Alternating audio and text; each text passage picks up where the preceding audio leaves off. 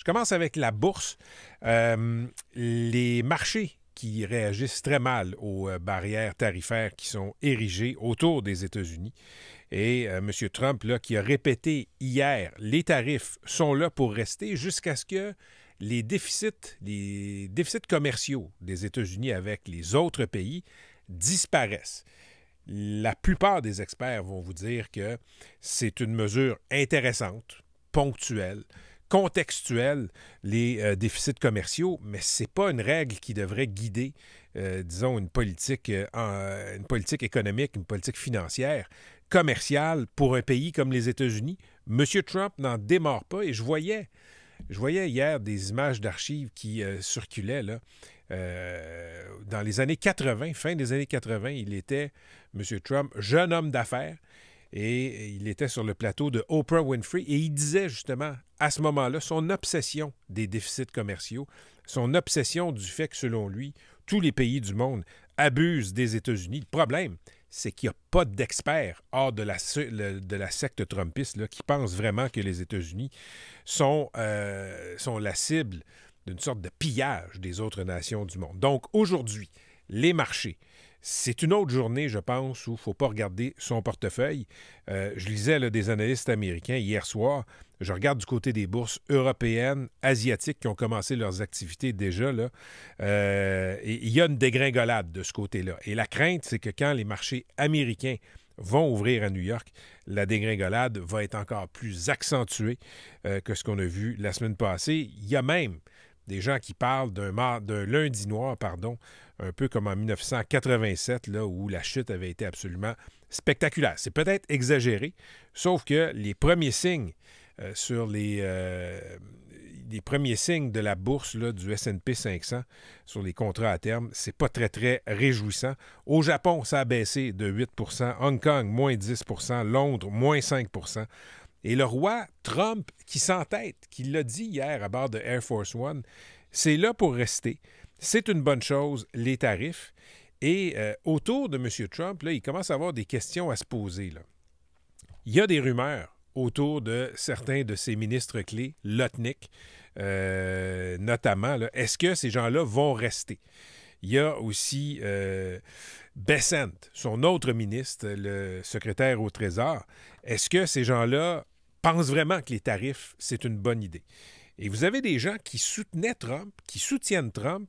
Je pense au financier Bill Ackman, là, qui montre des signes d'impatience. Lui, sur Twitter, grand supporter de M. Trump, a financé sa campagne. C'est un investisseur, c'est un financier. Et là, il commence à dire, peut-être que c'est pas une si bonne idée que ça d'avoir des tarifs de cette ampleur-là. Donc, tout au long de l'émission, je vais vous tenir au courant de ce qui se passe en bourse. On peut dire que la bourse, c'est pas l'économie. C'est vrai, mais c'est pas vrai. Quand la bourse plante, ce sont des investissements qui ne se traduiront pas en création d'emplois, par exemple. Et ce sont nos bas de laine individuels dans nos REER, dans nos placements privés et aussi dans les fonds institutionnels comme la Caisse de dépôt. La Caisse de dépôt qui est le bas de laine des Québécois. Ben, quand ça baisse à la bourse, on a moins d'argent après ça à redistribuer. Vous êtes nombreux à m'écrire et à me dire que tout ça est très sombre. Puis c'est tout à fait vrai. C'est sombre et j'aimerais ça vous donner un peu de lumière. J'en cherche. Il y a 2 textes à lire aujourd'hui. Un texte dans la presse, c'est un texte d'un invité qui s'appelle Philip Cross dans la section débat. C'est un ancien économiste en chef de Statistique Canada. Et ce que M. Cross dit, c'est « Laissons le chaos avoir raison des droits de douane ». Ce qu'il propose, c'est que les partenaires commerciaux comme le Canada devraient réduire au minimum nos répliques, nos représailles tarifaires, parce que les Américains vont hurler avant longtemps. Parce que tout va leur coûter plus cher. Il rappelle, M. Cross, que les droits de douane pourraient faire grimper le prix des véhicules américains jusqu'à 12 000 et il dit, laissons Trump expliquer aux Américains pourquoi ils vont payer des milliers de dollars de plus pour leurs véhicules, pour leur nouvelle maison et pour toutes sortes de produits usuels aussi. Dans le Journal de Montréal, vous avez aussi Loïc Tassé, le chroniqueur aux affaires internationales, qui, lui, donne 5 raisons de garder espoir face à Trump. Mais je vous le dis, ça va brasser aujourd'hui dans les marchés. Pas une bonne journée pour regarder son portefeuille boursier. On revient au Québec. Je veux parler de l'hôpital Maisonneuve-Rosemont. Il y a des reportages encore la semaine passée là, de TVA Nouvelles, Yves Poirier, qui ont montré, image à l'appui, à quel point c'est un hôpital du tiers-monde. Et croyez-moi, j'utilise pas l'expression tiers-monde de façon légère quand je parle de ce qui se passe au Canada, au Québec. Mais quand il y a des écureuils qui se promènent, quand il y a des infiltrations d'eau de pluie à l'urgence, quand vous avez des chauves-souris, des ascenseurs qui bloquent à tout bout de champ, parfois avec des patients en civière, je pense qu'on peut commencer à parler d'un hôpital du tiers-monde. Et ça n'a pas commencé avec la CAQ, l'idée d'avoir un nouvel hôpital Maisonneuve-Rosemont, le plus grand hôpital, je le souligne, je le rappelle, de l'Est de Montréal, où il y a des problèmes de santé particuliers qui sont liés à des populations pauvres. Les libéraux avaient promis ça, et les caquistes l'ont promis par 2 fois, 2021-2023. Et ce qui fait le plus mal, c'est 2023, parce que là, on avait un échéancier, on avait un budget. M. Dubé était allé présenter lui-même le projet, mais Paul Arcand avait souligné une absence. Paul avait souligné que le premier ministre du Québec, pour un projet là, qui allait coûter autant de milliards, c'était bizarre qu'il ne soit pas sur place. Mais on commence peut-être à comprendre pourquoi M. Legault n'était pas là. Pourquoi est-ce que le projet est encore sur la glace? On sait que ça n'a pas été lancé. On sait que ce n'est pas attaché, comme on dit dans le jargon politique. Est-ce que c'est parce que Montréal n'est pas important pour la CAQ? Est-ce que c'est parce que la CAQ n'est pas capable de faire élire une masse critique de députés à Montréal? Je ne le sais pas. Mais la question se pose. Et quand on regarde la saga de Maisonneuve-Rosemont, ça fait quand même un peu penser à la saga du CHUM. Le CHUM a fini par se construire. C'est un hôpital qui est salué. C'est un hôpital moderne.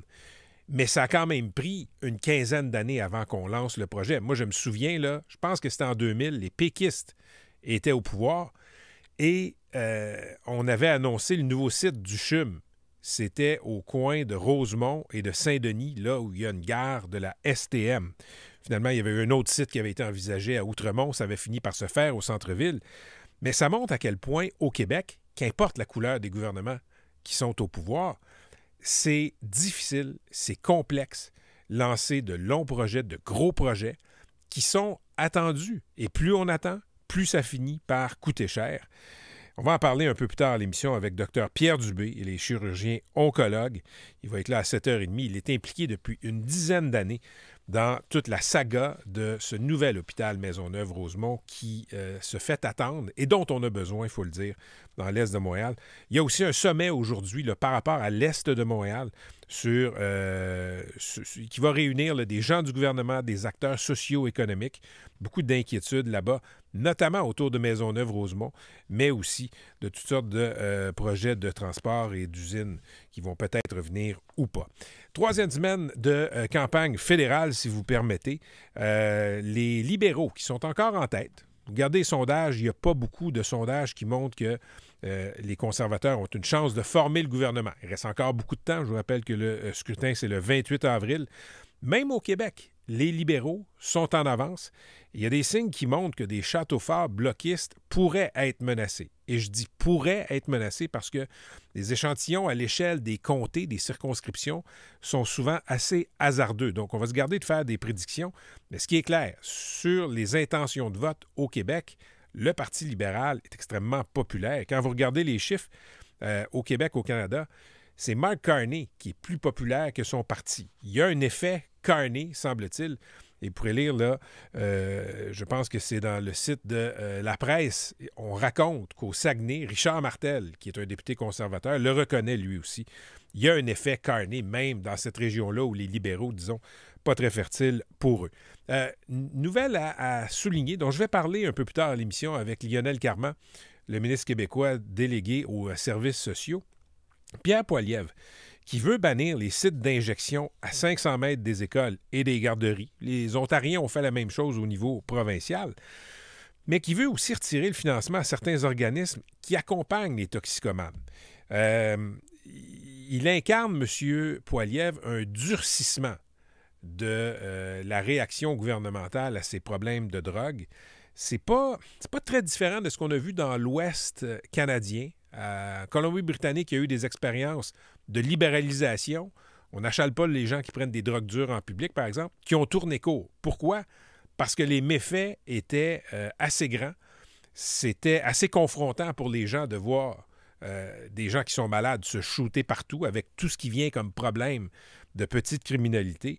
Dans l'Ouest américain, on a vécu, disons, le même test, le même choc du réel. On va parler de tout ça avec Lionel Carman un peu plus tard à l'émission. Est-ce que d'abord c'est la job du fédéral de faire ça? Bien, on verra ce que le ministre délégué aux services sociaux en dira. Quelques nouvelles électorales qui n'ont pas rapport nécessairement là, avec la campagne électorale fédérale. Sam Hamad, l'ancien ministre libéral qui se lance officiellement à la mairie de Québec, il n'est pas en faveur du tramway.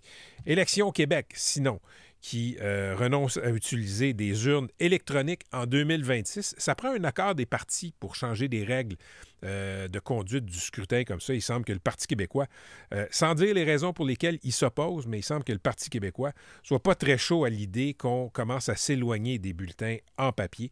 Et dans la presse, vous avez une chronique de Maxime Bergeron sur le scrutin municipal qui s'en vient à Montréal et partout au Québec. Ça va être au mois de novembre. Donc, on examine dans la chronique de Maxime Bergeron les forces en présence. Projet Montréal et aussi Ensemble Montréal avec la députée fédérale, qui ne sera plus députée fédérale très bientôt, là, Soraya Martinez-Ferrada. Donc, Maxime Bergeron qui souligne que Mme Ferrada, pour l'instant, ne propose pas grand-chose. C'est quoi sa vision de Montréal? On ne le sait pas.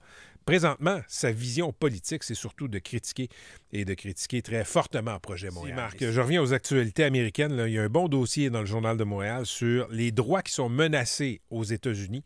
Les femmes, on le sait, par rapport à l'avortement, mais aussi des immigrants. Vous avez peut-être vu ces images-là, des immigrants qui sont enlevés en pleine rue par la police ICE. C'est la police de l'immigration. Ça a des airs de police de régime dictatorial. Pourquoi? Ces policiers-là arrivent masqués, s'identifient pas, ils refusent de s'identifier aussi. Ça ressemble à un kidnapping et après ça, on n'entend plus parler de vous pendant des jours, des fois des semaines. Et après ça, on se réveille et vous êtes peut-être envoyé dans une prison au Salvador. Il commence à y avoir de la résistance quand même aux États-Unis. Là, il y a eu des manifestations un peu partout dans le pays, un peu partout. Je dis, dans les 50 États, il y a eu des manifestations. Même ici au Canada, il y a eu une petite manifestation à Montréal pour dire le dégoût que les gens ont des politiques de Donald Trump. Et même le président Obama, l'ancien président Obama, qui a fait une sortie jeudi dernier. Ça a beaucoup circulé dans les médias, ça a beaucoup circulé sur les réseaux sociaux ces derniers jours. Beaucoup de gens qui se demandaient, ils sont où les anciens présidents? Où est Obama pour fouetter les troupes, fouetter les Américains? Il a fait une sortie et il se dit très inquiet pour les valeurs démocratiques. Il a dit, écoutez, on va tous avoir une responsabilité comme société, mais aussi comme individus, comme Américains, pour résister. Il a appelé aussi les universités à résister. On sait qu'elles sont dans le viseur de Donald Trump, qui coupe du financement sous des prétextes de « vous êtes trop woke », etc., vous avez permis des manifestations qui n'auraient pas dû être autorisées, par exemple, contre la guerre qu'Israël fait à Gaza. Donc, on coupe du financement et il y a beaucoup d'universités qui font le dos rond. Mais Obama a dit, vous ne devriez pas faire le dos rond, vous devriez être aux avant-postes de la résistance à M. Trump. Et il a souligné aussi le double standard.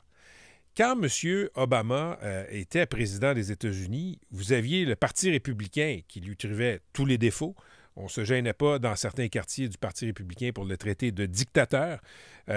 Fox News, écoutez, n'avait pas de mots assez durs pour critiquer toutes ses décisions, toutes ses interventions. Et il a dit, écoutez, imaginez si moi, à la Maison-Blanche, j'avais fait comme Trump. Imaginez là, si moi, j'avais décidé de retirer les accréditations de Fox News, qui est un média de droite, pro-républicain. Bien, c'est exactement ce que Trump fait avec les médias qu'il n'aime pas. Et là, il dit, sont où les gens qui me critiquaient, qui disaient que j'étais contre la liberté d'expression? Comment ça fait qu'on les entend pas? Il dit, c'est inimaginable que ceux qui se taisent aujourd'hui aurait toléré un tel comportement de ma part ou de la part de plusieurs de mes prédécesseurs. Et une des critiques qu'on faisait à Biden, qu'on faisait à Obama du côté des Fox News de ce monde, c'est que quand ça allait mal dans la société ou quand Fox News décidait que ça allait mal, on disait « Ah, regardez, le président est parti jouer au golf. » Bien, Donald Trump fait exactement ça. Il a mis le feu à l'économie de son pays avec ses droits douaniers, met le feu à l'économie mondiale et en fin de semaine, ne s'est pas gêné pour accueillir chez lui un tournoi de golf et lui-même est allé jouer au golf. Où sont ceux qui critiquaient les anciens présidents? Bien, ils sont absolument nulle part. Je vous parlais de la police de l'immigration aux États-Unis qui peut vous envoyer dans une prison au Salvador, parmi les pires prisons au monde. Il y a une sorte d'entente entre les États-Unis de Trump et le Salvador. On vous envoie des immigrants illégaux ou des immigrants qu'on a jugés illégaux, mais qui ne le sont pas. Il y a la tragédie d'un homme qui s'appelle Kilmar Armando Abrego Garcia. Lui, il a été pris dans une rafle. Il a été envoyé dans une prison au Salvador. Il est là-bas. Et ce qui est établi aujourd'hui, c'est que ce n'était pas un immigrant illégal. Je vous dis ça, puis même un immigrant illégal ne mérite pas de se faire envoyer dans une prison au Salvador. Ça fait beaucoup de remous aux États-Unis. Baveuse comme toujours, l'administration Trump a répondu au juge qui a statué que l'administration, le gouvernement devait rapatrier cet homme-là. L'administration Trump a dit au juge dans une déclaration, « Nous, on n'a pas de juridiction au Salvador. On vous invite, monsieur le juge, à vous adresser aux autorités salvadoriennes. » Et, écoutez, je lisais une analyse il n'y a pas longtemps aux États-Unis d'un média américain. Si on peut faire ça à des non-citoyens, enlever tout processus de règles de droit pour vous expédier dans une prison au Salvador, il y a des gens qui commencent à se dire « Quand est-ce qu'on va commencer à le faire à des citoyens? » Et c'est quelque chose qui inquiète. En d'autres temps, ça aurait été de la science-fiction. De nos jours, est-ce que c'est vraiment de la science-fiction? Je ne pense pas. Ce qui m'amène à ces établissements scolaires là, au Québec qui décident de ne pas aller aux États-Unis. Des fois, c'est juste pour protester. On se dit, ça va être notre petite façon. On ne va pas leur envoyer de l'argent. Mais dans la presse aujourd'hui, vous pourrez lire, là, il y a des cégeps qui suspendent leur séjour aux États-Unis. Et le motif, c'est la sécurité. On a, dit-on, des élèves qui sont parfois issus de l'immigration, qui n'ont pas un statut au Canada qui est encore celui de citoyen, peuvent être résidents permanents. S'ils tombent dans les pattes de la police de l'immigration là-bas aux États-Unis, qu'est-ce qui va leur arriver? Est-ce qu'ils vont être arrêtés? Il y a le cas de gens qui étaient légitimement aux États-Unis, des Canadiens, des Britanniques, qui ont été envoyés pendant 1 semaine, 2 semaines, 3 semaines dans des prisons d'immigration. Donc là, les cégeps se disent, on ne veut pas être envoyés là. Et je vous le dis, dans mon cas, moi, c'est un pays que j'aime, les États-Unis. Je ne suis pas le genre à avoir peur, mais quand je regarde à quel point il y a des dérapes du côté de la police des immigrations aux États-Unis, pas sûr que ça me tente d'aller dans ce pays-là ces jours-ci. Quelques nouvelles qui touchent le crime en terminant. Là. Dans le Journal de Montréal, on a parlé à un couple dont la Tesla a été détruite dans une manifestation. Tesla égale Musk égale Trump, donc on va écœurer la personne qui a acheté une Tesla. On voit son véhicule. Il y a de plus en plus de vandalisme comme ça. Ces gens-là se disent, écoutez, on n'a rien à voir avec Musk, on a acheté un véhicule, tout simplement. Donc, vous pouvez lire ça dans le Journal de Montréal. Bénédicte en a parlé tantôt. Des questions qui se posent sur la mort de Abissai Cruz, qui est cet homme-là qui, le 30 mars dernier, a été la cible d'une intervention policière. Chez lui, il en est décédé. Il y a eu des manifestations en hommage dans le quartier Saint-Michel. Et Tristan Péloquin dans la presse qui parle de faux billets canadiens. Des faux billets de 100 $ en provenance de Chine. Souvent, quand on y regarde de plus près, là, les billets contrefaits, on peut voir, si on s'attarde à regarder, là, puis je comprends que quand on a des billets dans ses mains, on n'est pas toujours en train de regarder là, avec minutie. Mais si on regarde avec minutie, semble-t-il que d'habitude, on peut voir que ce sont des faux. Là, il y a des billets de 100 $ qui sont venus de Chine, qui ont même trompé un expert en billets de banque. Donc, faites attention si vous avez des billets de 100 $. Merci d'être là. 6h22, écrivez-moi.